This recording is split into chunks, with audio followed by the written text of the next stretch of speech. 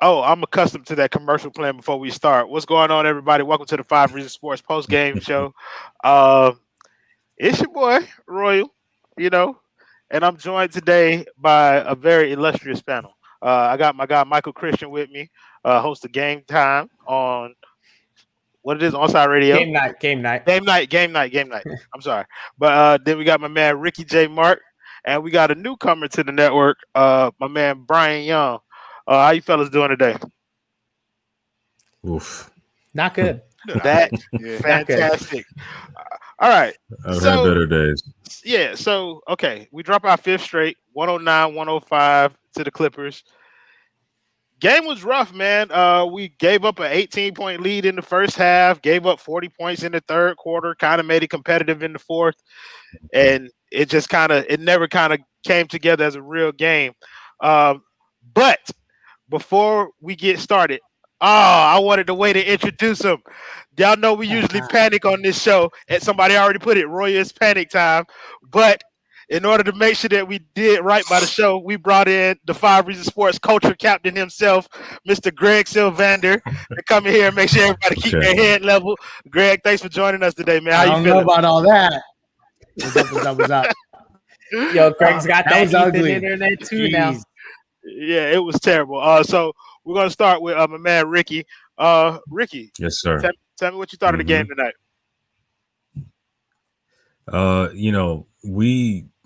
I got a lot of vibes of a team that is, lottery bound. I'm not saying that's where we're at, but I haven't seen this many games consecutively that the Heat have played since the 2008 season, where we would start off all right, and then we would just inevitably just give it up. It would just fall apart.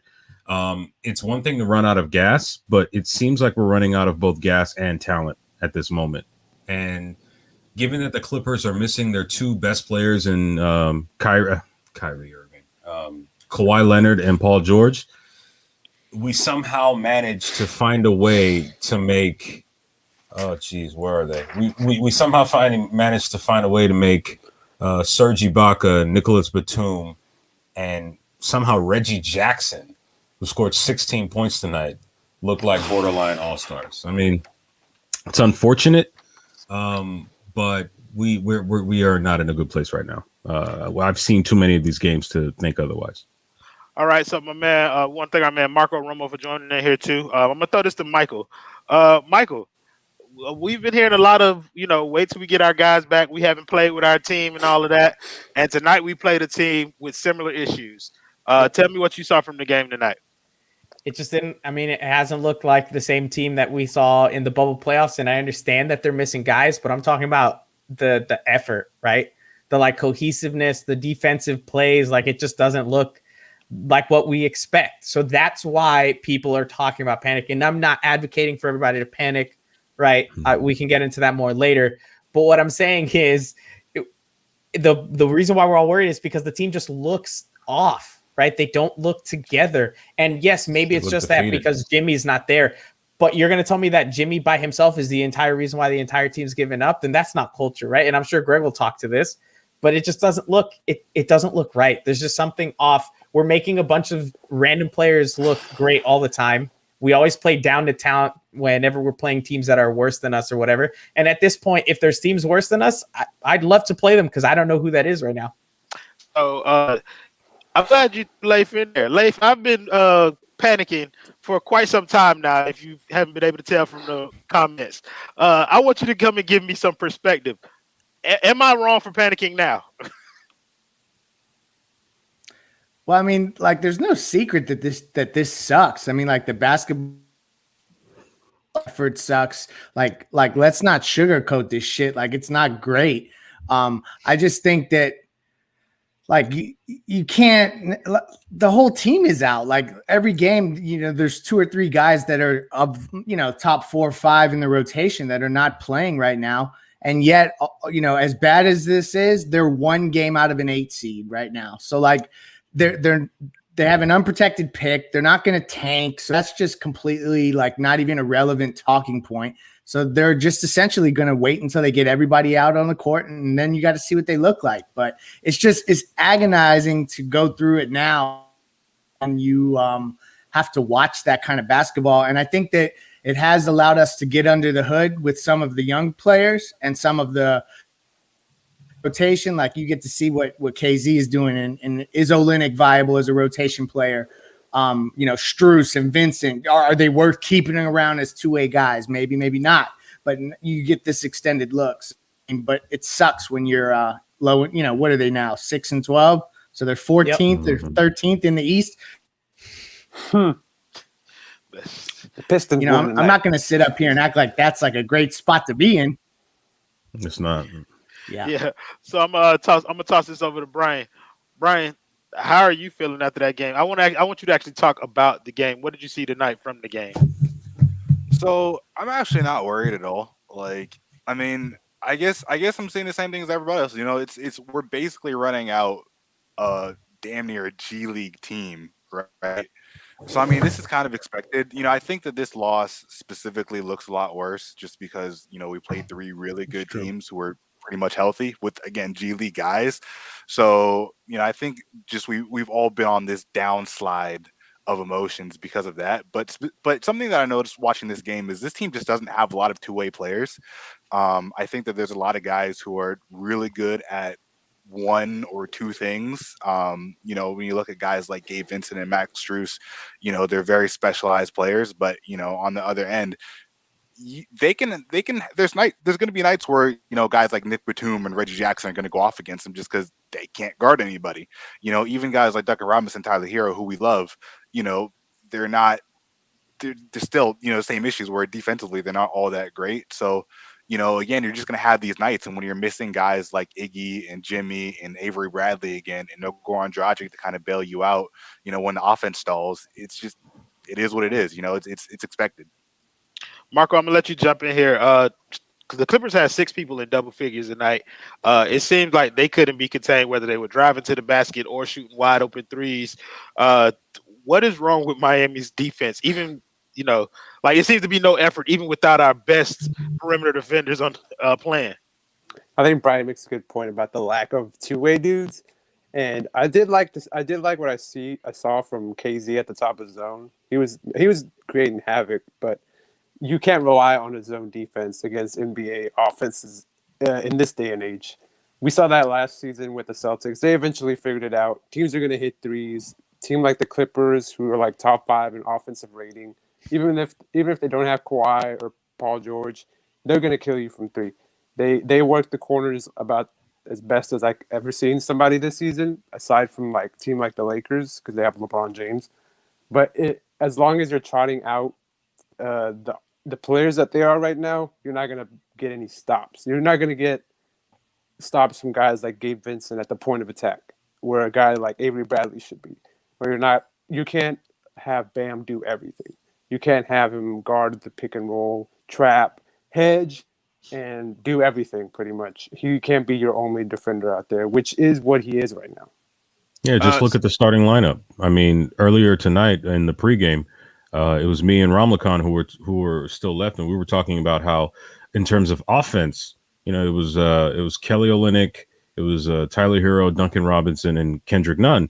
Offensively, very potent, as Jonathan mentioned. However, defensively, there was one guy, Bam, that played defense, and that was most likely going to be the trade-off that you got.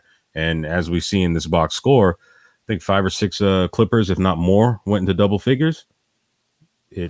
What was the lineup we had up against the Brooklyn Nets in the second game? What was that starting lineup? Because wasn't it similar to this one, except KZ was in and Tyler Herro was out for someone else? I don't remember who. Do you remember what I'm talking about? Because I remember Dragic, that game, I think it was Goran Dragic. we had 3 players who were all offensive and then 2 defensive players, right? We had Bam and KZ, and they actually put up a decent fight against the Nets, and that was not the same defense tonight, right? Okay, KZ alone was that big of a difference. That's what I'm saying. The defensive effort just doesn't look the same when we're not playing against elite players. What were you saying, Greg? Now they're running out of gas. Like the performances that you saw when they kind of played above their capabilities, like let's say in Philadelphia where they had guys playing above their standard. Like you can only do that so many times before like the air comes out of that. And like the other thing, from a schematic perspective, seeing Spo stick to the zone so often when you're this undermanned, I think like it relies on guys being really connected and really experienced. And to stick with the zone as much as he has, it's burned him. You see these guys getting hot from the edges. You can't slow it down. So that's the kind of stuff, if we really want to dissect it, I think that there's conversations to be had on the court. But this is not like an indictment on the roster or the build going forward at all. They were running the zone and they were still getting in the lane, which is what the zone was built to stop. Yeah. Yes. I want to make sure I acknowledge Alex Campbell's donation to $4.99. Thanks for that, dude. Alex, I was set going that up. to read this comment. Gabe and Max are clearly not NBA level players. We are being forced to play, and that is true. So let's talk about some of our NBA players that did not play tonight up to their standard. And I'll toss this to Ricky. We're going to start off with who's supposed to be the best player on the floor. Bam. He didn't show up tonight. Okay, yeah, let's talk about Bam. So here's the thing. For the first few games against Brooklyn and some of these other teams, we saw Bam turning into some sort of gorgeous power forward 2K player that you wish you could draft. But tonight, because Zubac, I think his name is, gave him like 10 feet of space, and he reverted to the Bam of old. I'm not sure he crossed 15 points tonight. Now, am I saying that he needs to shoot every time he's open? No, but you can't let a guy give you that much room and you not punish him for it. I don't care what the offense is. Superstars or the best player on the team, they get a little bit more leeway to take certain shots, especially when they're being gift wrapped them. And we know Bam can take those shots. He can make them. He's got a beautiful jumper. I almost said stroke, but we'll leave that alone. He's got a beautiful jumper, and he needs to take it. Like, I don't know. Maybe it's because they're back in I don't know. I really don't. But look, moving forward, we were like, I believe in Bam. I know the sky's the limit in terms of his potential, but games like this, we need a win. Take that shot. Take more of them. They're there for the taking. I'm with that. I do think I like what I saw. Yeah, I saw a comment from on Twitter from I forget who it was, but they said that Steve Jones, who is a host of the Dunker Spot with our friend Kais, that there's a certain point where players have to get to that mentality, and it's going to be harder for a guy like Bam because he's so used to being a dribble handoff machine.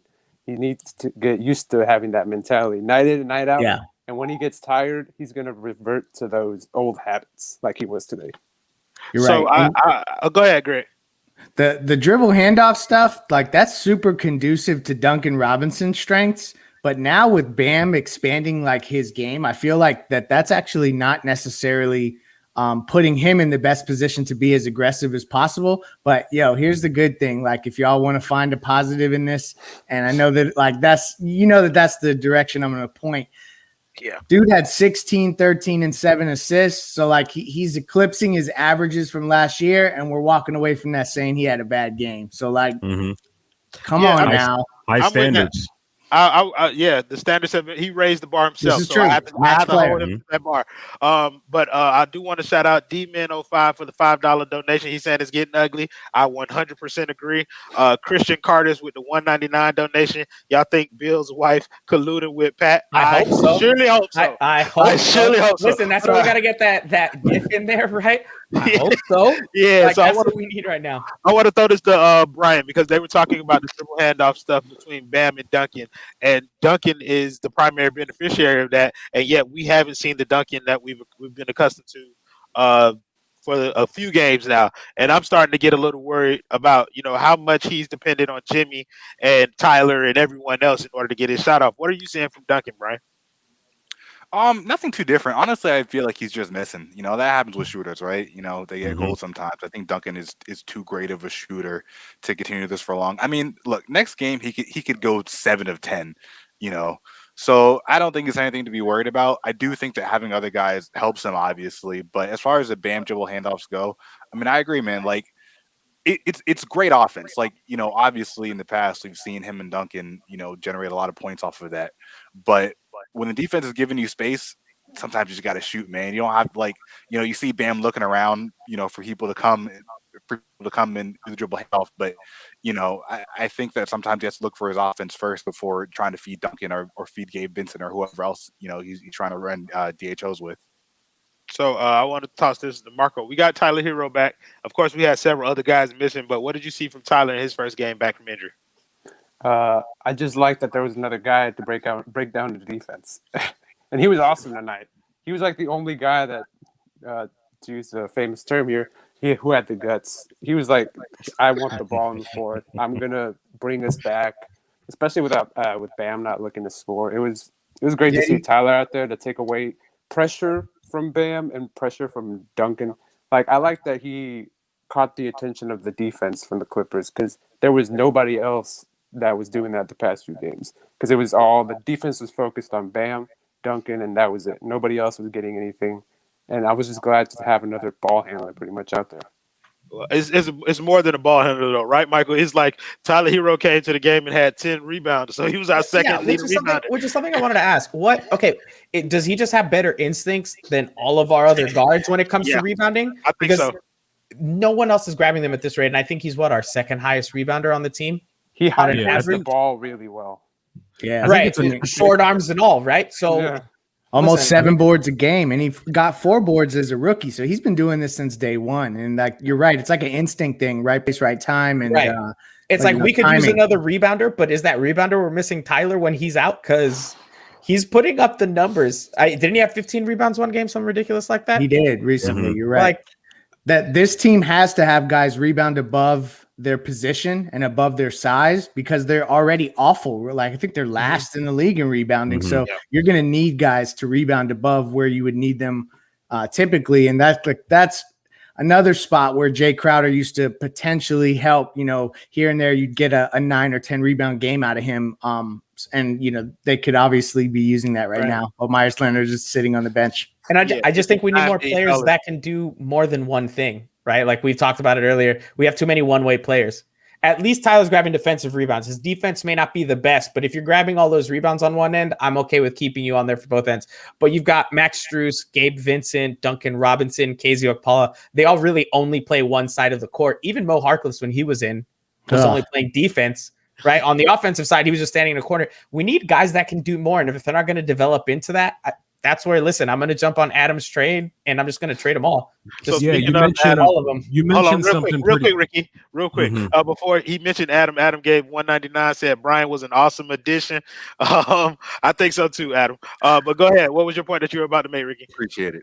So you mentioned KZ, and even though I'll say that his numbers tonight were pretty pedestrian. I mean, he on the stat sheet, he didn't do all that much, but I did notice something very interesting that may reflect signs of development for him. Normally, when he gets the ball whether it's the top of the key or in the corner, that's a corner jump shot. Usually the play ends. He either makes it or misses it, doesn't see the ball again for a couple more minutes for whatever reason. He attacked the basket tonight. He attacked his man. He got to the basket. He scored once. Yeah. I think he missed 1 or 2 other times. But how many other players on this team do we have right now outside of Tyler Herro and Kendrick Nunn when he's playable? Do we have on the wings that can attack the basket by actual dribble penetration? Does that mean he's going to become the next Dwayne Wade? No, I'm not going to say that. He does look a little panicked when he does, though. Like every time he's the ball as hard as he can, and his passes are rockets. I'm like, dude, chill. It's fine. Right. Yeah, he's new at this. He's developing, and he's still settling into his role and as a player in this offense and everything. But that is, I was happy to see that very small, maybe even barely noticeable. He's working at it, which is great. It's more than Mo Harkless can say. So now, give him all those minutes. Right. That's him. Now for Tyler Herro, I really do feel that Tyler has put it in himself to contribute defensively in some way, shape, or form, even if he's not necessarily being a lockdown defender. Because what a lot of people, and I didn't even realize this up until a few years ago, rebounding is as much an important part of defense as staying in front of your man and drawing charges. Because if Tyler Herro grabs a defensive rebound, that is the end of the offensive possession of the other team. Absolutely. So, the fact that he's willing to dedicate himself to getting boards, It's a way to help the team in some way. You have to give him credit for his efforts on the boards. I want to thank Christian Carters for the $1.99 donation. He said, "Tell Ethan that the white." He stopped short of saying white. I mean, crafty intangibles got to go. Listen, man, I'm with you. Like, there are certain things. Like, okay, so I want to talk a little bit more about the game before I just go off on these tangents. But you guys were bringing up Kendrick Nunn, and I want to talk some about the Kendrick Nunn and Gabe Vincent dynamic. At this point, which one of those players, 10 seconds or less for everybody, which one of those players are you keeping in rotation when we get it back healthy? Because I don't know what I'm going to get from game to game for either one. So I'll start Between who? Between who? Gabe Vincent and Kendrick Nunn. Who keeps the spot and who loses it? Kendrick Nunn, I think, has got to keep it between those two. If those are the only two options, I go Kendrick Nunn. I'll let somebody else talk. Marco? Kendrick Nunn for trade reasons. Okay. Greg? Get them both out of here. Get them out of here. If I can trade, I didn't know that was an option. I'll take that. That's my same answer. Yeah, Ideally, neither. No. Only Greg can give that none answer. He's the guest of honor tonight. He can give whatever reason he wants. All right. You got to pick one. If I got to pick the Nunn. Okay. Ricky? Either Kendrick Nunn or Lonzo Ball. I like Lonzo Ball. Somebody said they're both the trash. So I've seen a couple of trade scenarios come up, and I will give Adam his credit. So Adam was texting me during the game, and he was pretty much at the point that I've been for a couple of days, which is I'm pretty much done with the product that I've seen so far. And at this point, I'm not even interested in making a small change. It's like I want Oladipo, Bill, or Zach LaVine, or something like that. Get off of LaVine, man. No. He doesn't defend. Nobody on this team defends, Ricky. So that's not even a point. We have nobody who can get buckets. Greg, am I crazy for wanting a basket getter right now? No, not at all. I mean, I understand. Like, can you hear me? Yeah, I got you. Okay. You're not crazy. Like, my first intuition is to say, like, let's cook up the trade machine and figure out how the hell we could fix this roster. Like, that's natural. But Zach LaVine, like, if you're gonna empty the treasure chest for Zach LaVine, are we sure about that? Like, that's how shitty franchises remain shitty franchises. He's just an older Tyler Herro. New York. like Bradley Beal, that's a different conversation. We can have that conversation. We can unpack the whole damn treasure chest and let's do this damn thing. But Oladipo, there's even a conversation to be had there. Like, do you sacrifice a Duncan Robinson level asset because you don't want to pay Duncan Robinson $20 million in the future? Like, is that worth it? Like, maybe we could have that conversation at some point. Ooh, but Oladipo. yes, okay. But Zach LaVine, like, yeah, I'm about that, but not if it's for Herro, Robinson, Precious and KZ and picks and no, I'm not with that. No, I'm not talking about emptying the treasure chest. I'm just saying, like, at this point, I think a lot of people are thinking that we should wait until the deadline so that we can make a move like the Oladipo, PJ Tucker package or whatever. I think we at the point now where we just need to make a move for somebody. And I got the names wrong. Adam was talking LaVine, Bill, and John Collins. Like, I don't know. Out of those names, John Collins is a sleeper. Yeah. So so next to Bam. Marco, let's explore the John Collins thing. How do you feel about a potential move for John Collins? If you get him for the right price, I'm all for it. Like, if they want Precious and do you give up Duncan for that? That's the I question. struggle with that. Yeah, that's your question. And I'm like, I hesitate with that, but I would. Yeah, if you can get him for like cheap, if their intentions are like there, and you can grab him, you go ahead and grab him. He's like the perfect 4 next to Bam. Even if his defense isn't there, I think Miami can do enough with him. Yeah, and I think Adam's making this point in the comments. He's saying that he doesn't want to give up assets for temporary solutions. So I think in his mind, he's thinking a move kind of like a Kyle Lowry. It's kind of like a Band-Aid on some of the issues that we may have. For sure. I agree. And at this point, it's kind of like at this point in the season, I don't want to make that move anymore to make incremental improvements. I just kind of rather play this season out how it is. The season's fucked anyway. Like, that's how I feel. Like, the COVID thing has completely turned it on its head. And so it's because we're not a Band-Aid away. Like, that's the whole reason why this team needs much more than that. Well, wait, they're 5 games out of like having home court in the first round of the playoffs. So, but here's what I'm going to say, because everybody's saying let's not hit the panic button because they're close to the 8th seed and they can get the play-in game. Higher. But listen, at this point, we're putting pressure on Jimmy and everybody when they do come back you have to play nearly perfect because you don't have games you can lose. Yeah. There's no That's leeway true. here. That's the only reason why I'm worried about it. Is because do I think they'll make the playoffs? Sure. But if you make the playoffs as a 6, 7, or 8 seed, to me, that's not good enough. So And you're look, probably looking at a second round bounce. But that's circumstances like fair. if Jimmy's been Oh, out go as ahead. much as he has, like what other their best player out as much as we've seen Jimmy out? Like at some point you have to take that into a calculation. I mean, I don't think that you can look at the season and say it's a failure if your best player is going to continue to miss games and if they continue to have injuries. I don't know. I mean, it's a tough position to be in. I realize the expectations, but they still like could get to a 4 or 5 seed relatively easily. So listen, They Greg, have a here's lot my of thing. games left. Yeah, that's true, but here's my thing about that point. It's not so much as we're losing games without Jimmy. For me, it's we can't pick up a game without Jimmy. Like we can't win a game at this point. Jimmy's been out 10 games and we've lost half of them. And some of the ones that we won haven't been pretty. So Brian, I want you to jump in here. Is that concerning for you the way that we look without Jimmy, or are you cool with waiting on Jimmy to get back and see where this thing goes?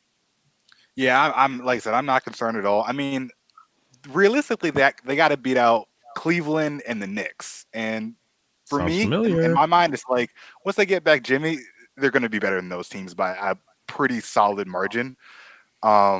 And again, going back to what I said earlier, they're playing with G League guys. Like this is going to look so much different when Jimmy Butler comes back, and they're not playing, the Nets twice, and the Nuggets.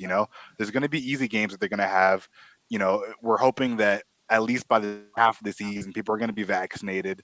There's going to be time to turn this thing around. And I think it's very, very possible that teams in front of them also have, COVID issues or whatever other injury. I'm not hoping for any of that to happen, but I'm saying that it's possible in this type of season. So I don't think that it's time to panic. I think there's still so much time in the season, and we really got to wait, to see what happens, just because it's a crazy year, and there's definitely the opportunity to get back into things. All right, so I see this little triangle between you, Ricky, and Greg, and I'm about to challenge all of y'all because No, wait. You gotta see Again? if Marco's Oh, in our boy. triangle. You gotta see if Marco's in our We got- triangle. Marco, we gotta what triangle are you in? Okay, Marco, what triangle are you in? Are you in the triangle where you're not panicking? Pressure's on, full screen for you. I'm the Rock. Ooh. See, I'm kind of halfway between these 2 points. I think they shouldn't lose the games like they did today and against the Pistons. You can't lose those games. You can't lose that and expect to be a contender. But you also shouldn't press the panic button all the way. Let's say you just like touch it a little bit, but you're like grazing it. But I think you still need to fix a lot of there's a lot of roster holes that you didn't address during the offseason. You need to address them at least right now. And get a guy like Otto Porter or a Thad Young that you can get for cheap at least. Okay, so I'm not smashing the panic button that everybody thinks I am, but I'm applying pressure. That's what I'm doing. So here's what I'm going to do to challenge you guys. Right now, we're 6 games below 500. Ricky, I'm gonna throw this one to you because you've been on here most consistently shouting this to me. We're 6 games below 500. Let's say we fight our way back. But let's say that we can only manage to make it to that 7th, 8th spot. That's play-in game territory. Mm-hmm. Can this team sustain a play-in game, then a first-round series? Okay, so based on the question you're asking me, is this assuming that we've got most of our guys back? Yeah, assuming that we get our guys back and we make a run, but other teams continue to play well. So here's what I'll say about this Heat team as far as a full squad is concerned. I think we can go up against anybody and make a series out of any team that we face, be it the Lakers or the Sixers or, I don't know, the Knicks or whoever. Okay, that's just how I've always felt about this team since Jimmy showed up. That said, we need these guys back. Jimmy's going to need his rhythm back and everything like that. But once I see a lineup of Jimmy, Herro, Bam, and maybe Duncan if he's still playable by then, and whomever you want else after that, I'm not worried about the way this team is made up, because we were talking a little bit earlier about pressure. Jimmy Butler and some of the guys on this team, they love pressure. Steven Jackson earlier, about 10 or 12 years ago, they ask him about pressure. You know what he said? He says, "I make love to pressure." I think this team has a very similar mentality. They're not worried about that. I mean, what the bubble. Let's just go back to the bubble for a second. I can't think of a more pressurized environment than the bubble, where it's just y'all. There's a lot going on outside. It's you're probably under stress. You're away from your family, and who almost made it out on top? It was the Miami Heat. They got beat by an objectively superior team with two of the greatest athletes the world's ever seen. So here's my thing: you're yeah, referencing the bubble, but this is not the bubble anymore. no. This is not the same team. All right. I'm using the bubble as an example of pressure, Yeah. the kind of pressure I that the understand Heat that. have no problem dealing with. We're not I'm not talking worried about about that. we're not talking about pressure right now. We're talking about the product that we're seeing on the floor, which has not been it has not been any kind of resemblance Complete. towards Miami Heat basketball. It hasn't been complete either. But we're Yeah. assuming that once we're complete, then we're just going to return to a team that's competitive. When in actuality, when we were complete, we weren't playing that well anyway. Greg, I mean, when we're talking about the way this team has been played, whether healthy or not, it's still not emblematic of Miami Heat basketball. Am I right? You're absolutely right. There's no doubt. No sugarcoating it. They're not rebounding. They're not playing defense. They're not hustling. So there's nothing to take home from any of what you've watched on the court that has been particularly Miami Heat basketball. Let's not go there. It's just there's 3/4 of a season to go. So it's a 72 game season for a reason, even though we don't have the back half of the damn schedule. But I think they're going to be a 5 seed or a 6 seed. Honestly, I'm still right there. If we're a 5 or a think 6 seed, there's I'm some- still I have some Go ahead, bro. pushback against Ricky a little bit. I think he has a point where they're going to be there at the end. You just have to have a better team than this right now. You still need a 4. And if you address that, because Jake, last year when they were struggling, they struggled. They were losing to the Hornets by 20 points.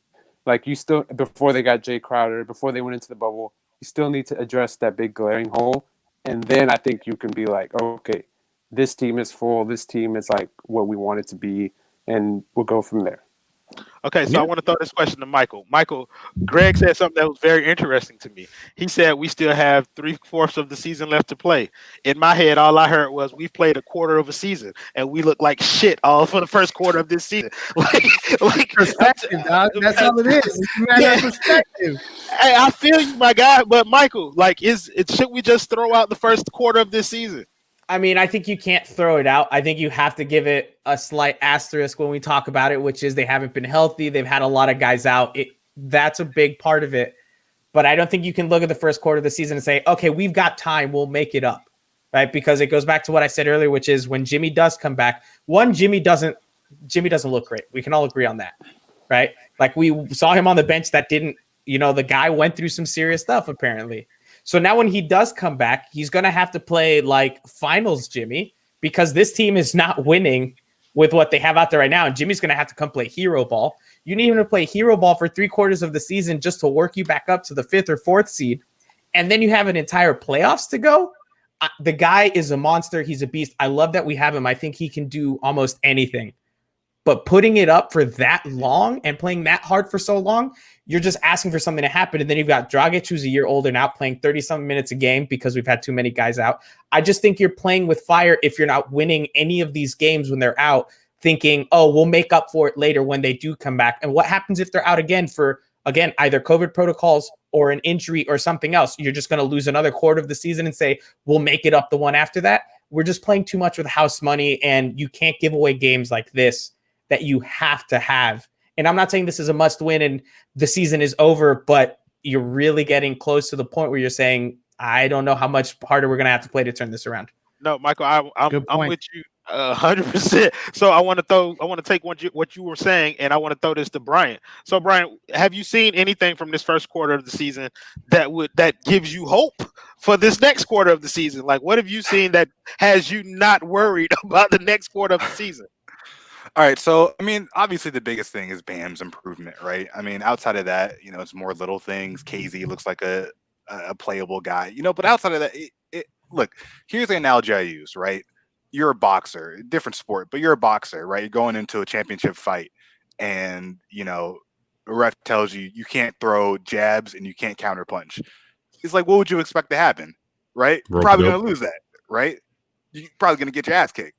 So it's the same thing. It's like, you hear going to these games, no Jimmy, Ron, no whoever, and then we're telling them you got to win that game. It's like, I don't think that we can really realistically expect that to happen. But then if we're putting it in a fight analogy, right? Let's say you've got a guy who's well trained, and then I go into the ring, and I've literally never punched a person in the face. Just because they're a professional boxer, if you tell them you can't counter, and you can't throw a jab, they should still be able to beat me because I am untrained. I'm not very good. They should be able to beat these teams. But that's not other NBA teams. These are they should be able to beat these teams. No, they should be able to beat these teams. Okay, so I don't disrespectful to the players. Like, they're good. They're not. Okay, they're like me if I box. But we're talking about. Call us back to him. Get out of here. So Ricky, I'm gonna throw this to you, and you take the conversation wherever you want. They're saying that these are, these are still NBA players, which I agree with. They are NBA players, but these are literally the worst collection of NBA players in the league. The Detroit Pistons of the world, like they are the bottom feeders. Like we are not supposed to be in the box. I understand, but we're also playing Gabe Vincent and Max Strus. Like, those are the type of players that we will see on the Pistons. But you're also playing Bam Adebayo and at least one other person. There are teams that don't have any superstars. I get it. But our previous three, the Nuggets, right, and the Nets twice. I mean, those guys have a bit more talent than just Bam Adebayo. The Pistons, I get they're, an awful team, just straight up awful team. But I think if you have a guy like Grant who's playing to the level of Bam, he had a damn good game. I think both games he had damn good games, right? Like, I mean, if you have at least one or two guys that can match Bam's production, then the rest of it is basically even, right? So I don't know. For me, it's not necessarily that I've seen this team so they have potential to win a championship or anything, or make it to the Eastern Conference Finals even. I don't know. I'm just saying that I don't think that we've seen enough evidence of this team to say that, they're going to be terrible going forward once they're healthy. I think that, we need that evidence first. But this is the same healthy team that lost by 10 to the Mavericks and by like 50 to the Bucks earlier in the season too. And so I get it. Detroit Pistons, and we were competitive with Brooklyn. But Ricky, jump in here, bro. Take the conversation wherever you think it should go. Well, okay, so no team, no matter how perfect, will ever go undefeated. Losses will happen no matter who you have on your team. No team has ever gone undefeated. I should have thrown this to Greg. 2-0. But, well, you didn't. Sorry. So ultimately, the thing with this is moving forward, right? I mean, this was a tough loss without any question.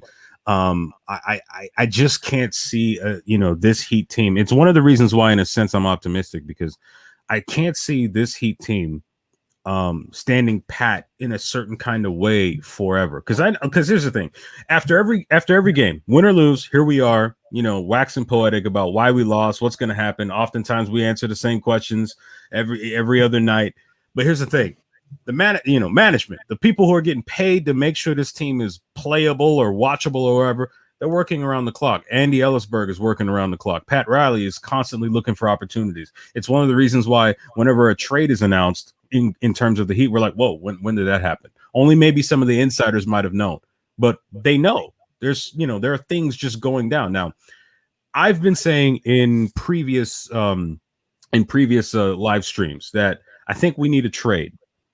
We need to add something to this team to kind of jolt things up, because quite frankly, even if we were fully healthy, and this does not go against my confidence in this team if healthy, even if we're fully healthy, aside from some of the players we lost, we entered the same season more or less the same. And we can't afford to do that after how we finished last year. I mean, in the pregame, I talked a little bit about how historically teams that tend to stand pat after a deep playoff run, unless they've got like a top 10 player in the league, they usually do this in the following season, whether there's a viral epidemic or not.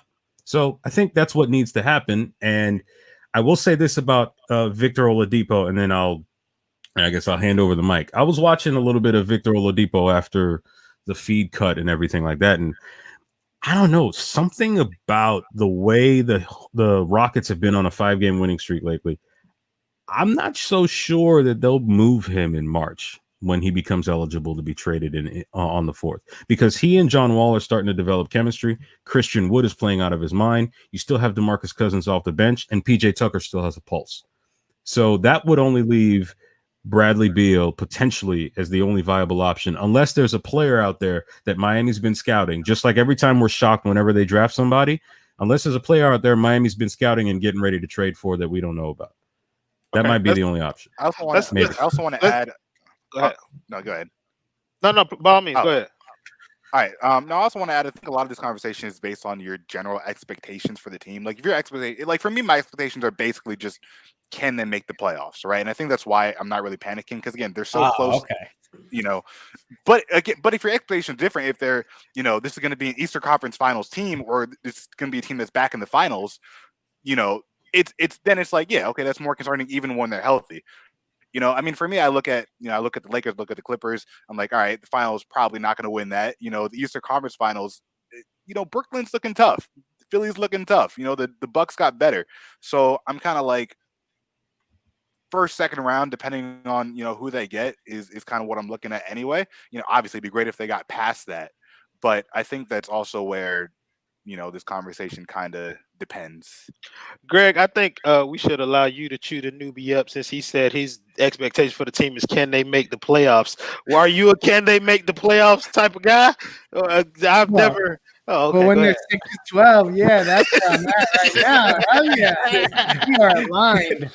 I was about to say, we traded for Greg this show, and he came and took half my damn cash and turned them against me. Go ahead, Greg. No, right? No. I would say that as long as the Heat are in the playoffs, 6, 7, 8 seed, like, I think that they're going to give hell to whatever team that they face, and that's just the reality. But they drastically miscalculated what they were doing with Mo Harkless and Myers Leonard, and how that would relate to the front court and the combination next to Bam and the hole at the 4. Like, that stuff is all real, and it would be here if the entire roster was intact. So I think that they're going to have to explore a move to consolidate some of these expirings to get a better fit. I just think it's going to have to happen. It's going to have to be explored. So that's something to look forward to. Y'all love transactions. You love trades. You know it. I mean, especially when Pat Riley was at the game tonight. Hey, I heard my guys in there evaluating, see what he could get. Thank you to Mr. Prince for the $5 donation. He said comment processing. That I feel like that's where we all are. That's the Heat season. Heat season is still loading. I think that's where we are as a fan base. I think we're processing what it is that we're seeing, trying to analyze it. But I'm gonna keep saying this. There isn't much to analyze with this team. Of course, I'm disappointed with the way that they've played. But I do have to keep it in context. I understand that we don't have our full roster. I understand that COVID is fucking up the entire season. But, I mean, there are some things to be hopeful for, I guess. If we're talking about, the way Bam played, the way Tyler played was encouraging, because you saw him come back and was able to add another dimension to the offense. And hopefully we get the same thing from Jimmy. So, Marco, how close are you, when we're talking about Jimmy, how close to in shape Jimmy are you expecting when we first get him back, which could be as early as our next game? I think it might take a week at the minimum for him to be like Jimmy. And even then, you're still worried because he might turn an ankle or something, because he's had those problems even before the COVID happened. Yep. So you're going to hope he's back. But at least you're going to have another guy that'll take attention away, that'll draw the defense in, that'll open up some open shots for other guys. Maybe Duncan will light it up again, but you can't rely on just one dude to turn around your season like this, even if it's a guy as good as Jimmy Butler. All right, so we're gonna go around with everybody, 30 seconds or less. Where do you see the team now? Where do you see them at the end of this stretch? I think it's 5 more games. How many of these next 5 games do we get, Michael? I think I'm going to say 3. I'm going to go for a little bit of hope, and I'll say they get 3 out of the next 5. Ricky? Yeah, 2 to 3 wins. Yeah, I'm on the same. Okay. Brian? I'm going to say 4. I was going. Brian didn't think playoffs, and now we're going to 4. I thought I was going 3. I never thought somebody would be on here who would potentially out Leif. Greg. I'm about to say 5. We didn't even need Greg here. We got 2 Gregs. Jimmy's gonna be back on the court. That's it, dog. Like, come on, man. Please. Yo, think about it this way: if Bam can continue to average what he's averaging, like that's incremental to what you used to see from Bam and Jimmy together. So, like, maybe if he finds that groove and keeps it, Jimmy comes back. I don't know. Y'all should be a little more optimistic, dog. Come on. I said 3. That's why he's the coach. That felt optimistic. We lost 5 straight. We gonna win 5 straight. 5-5. How we gonna end this 10-game run? Marco, where are you? I'll go 4 because their opponents are trash. That's it. Well, apparently, we thought this opponent was supposed to be trash. Like a lot of people thought this was a must-win game. I'm just gonna put it out there. Some people thought that. Yeah, okay. I didn't want to call you out, Greg, but Greg said this was a must-win game. You're saying next 5. Huh? You're saying next 5, but it has to be next 6, right? Because we play the Knicks twice. Right? Oh yeah, Sacramento, Charlotte, Washington, Knicks. Come on. Careful. I'm just saying. But I'm saying that you got to be careful about that because the Knicks, honestly, the Knicks are playing like a better team than us right now. But what I'm saying is you included one of the 2 Knicks games. All I'm saying is you included one of the 2. You have to include both of them. You got to talk 6, not 5. Okay. Well, yeah. Okay. 6 then. Well, 6-0. Okay. I hold the line at 3. I hold the line like everybody who's going to the moon, and I hold it at 3. Okay. So you moving on your 4 brain? Nah, I'm still taking 4. You sticking 4, Marco? I'm still taking with 4. Okay, 5. Marco. Screw the Knicks. 5. Okay, 5. Marco went up to 5. Ricky, you said 2-3. Are you sticking at 2 or 3? Or you going up? Yeah, 2 to 3. I'm not shooting for the moon here. I'm not expecting that. No, NLP gets it. Dogecoin. Let's go. Dogecoin to the moon. I'm all in, baby. Ricky, for somebody who's the ever optimist, you sound kind of pessimistic about that run against Bum No, team. you know what it is? I'm an optimist. I'm a realistic optimist because I'm Isn't realistic Adam lying? about the situation we're in, but at the same time, I can still choose to believe that there can be better days ahead for this franchise. I just think, look, this is my only thing.